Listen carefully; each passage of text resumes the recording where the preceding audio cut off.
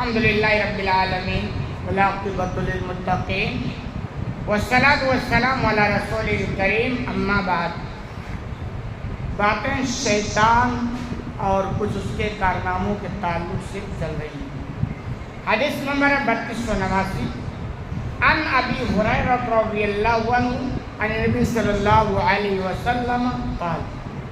ابو ہریرہ رضی اللہ عنہ سے روایت ہے وہ نبی کریم صلی اللہ علیہ وسلم کے حوالے سے بیان کرتے ہیں قال کہ آپ صلی اللہ علیہ وسلم نے ارشاد فرمایا التصاؤب من الشیطان کہ تصاؤب یعنی جمائی شیطان کی جانب سے ہے.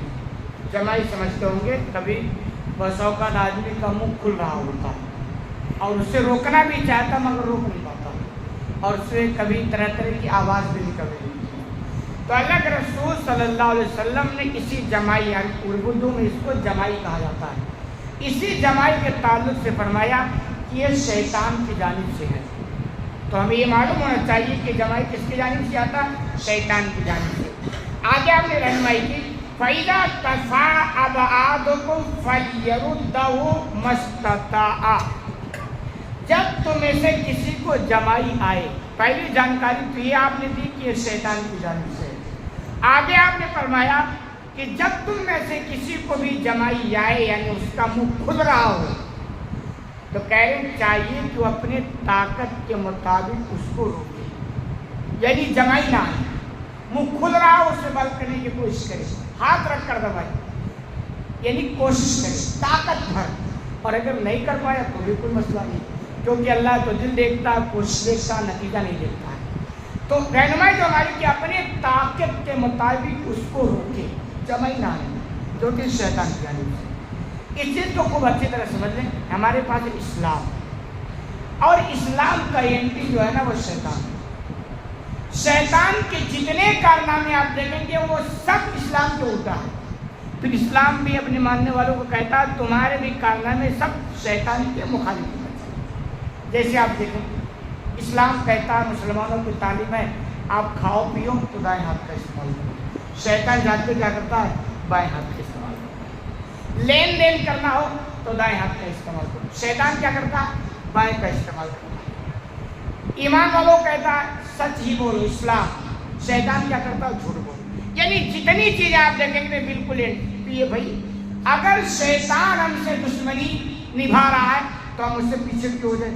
ہمیں بھی تو اس سے دشمنی نبھانی چاہیے. یہ واحد و فرد ہے ایسی جماعت جس کے بارے میں اسلام کے مجال ہے کہ آپ بھی اس سے دشمنی نبھاؤ. کیوں؟ کیونکہ وہ آپ کے باپ دادا اسلام کی دشمنی آپ سے نکال رہا ہے تو آپ بھی سمجھو کہ یہ آپ کے باپ کا دشمن ہے تو آپ کا بھی دشمن ہے. تو غالباً یہی پیغام ہے کہ چونکہ یہ شیطان کی جانب سے ہے اس لیے اس کو آنے مت دو جہاں تک طاقت ہے. اور اگر آ گئی طاقت کے حساب سے روکے تو کوئی مسئلہ نہیں ہے, لیکن کوشش ہونی چاہیے. یہ آپ نے تعلیم.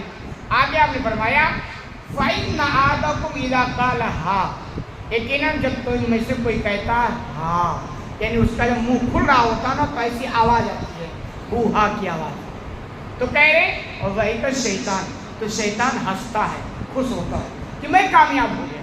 یعنی میں نے اس کو جمائی دلائی اور بندہ روک نہیں پایا اور میں کامیاب ہو گیا, پھر وہ خوش ہوتا ہے.